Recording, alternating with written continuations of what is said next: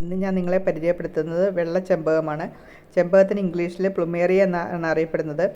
ഈ ചെമ്പകത്തിൻ്റെ ഇതളുകൾ കണ്ടില്ലേ, വളരെ നേർത്തതായിട്ടുള്ള ഇതളുകളാണ് ഇതിനുള്ളത്. അതുകൊണ്ട് തന്നെ ഇതിനെ ഇംഗ്ലീഷിൽ നാരോ പ്ലുമേറിയ എന്നാണ് അറിയപ്പെടുന്നത്.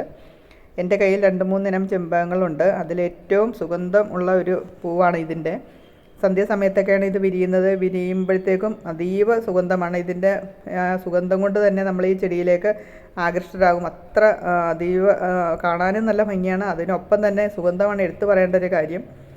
പിന്നെ മറ്റുള്ള ചെമ്പകം പോലെ തന്നെ ഇതിൻ്റെ പരിചരണമെല്ലാം സാധാരണ പോലെ തന്നെയാണ്. നമ്മൾ നിലത്ത് നടുകയാണെങ്കിൽ വെള്ളവും വളമൊന്നും കൊടുക്കേണ്ട ആവശ്യമില്ല. ചട്ടി നടുകയാണെങ്കിൽ അത്യാവശ്യം വെള്ളവും വളമൊക്കെ കൊടുക്കേണ്ടി വരും. വർഷം മുഴുവനും നമുക്ക് പൂ തരും. പിന്നെ മറ്റുള്ള ഫ്ലവറിങ് പ്ലാന്റ്സിനെ പോലെ തന്നെ എപ്പോഴും സമ്മർ സീസണിലായിരിക്കും ഏറ്റവും കൂടുതൽ ഫ്ലവേഴ്സ് നമുക്ക് തരുന്നത്. ലാൻഡ്സ്കേപ്പ് ചെയ്യുമ്പോഴൊക്കെ ഇത് പുൽത്തകടിയിലൊക്കെ വെച്ച് പിടിപ്പിക്കാനായിട്ട് നല്ലതാണ്. ഇതിൻ്റെ രൂപം എല്ലാം കൂടെ ഒരു ബോൺസായി പോലെ ഇരിക്കും. അതിൻ്റെ ഒപ്പം തന്നെ ഈ നേർത്ത പൂക്കളും നല്ല സുഗന്ധവും എല്ലാം കൂടെ ആകുമ്പോഴത്തേക്ക് പൂന്തോട്ടത്തിന് പ്രത്യേക ഭംഗി തന്നെയാണ്. ഞാനിത് ഒരുപാട് ഇഷ്ടപ്പെട്ട് വാങ്ങിച്ച ചെടിയാണ്. ഇത് അത്യാവശ്യം റെയർ പ്ലാന്റ് എന്ന് തന്നെ പറയാൻ പറ്റും. ഒരുപാട് നേഴ്സറിയിലൊന്നും ഇതിൻ്റെ തൈ അങ്ങനെ കിട്ടാറില്ല. പിന്നെ ഇതിൻ്റെ പ്രൊപ്പഗേഷനൊക്കെ എളുപ്പമാണ്.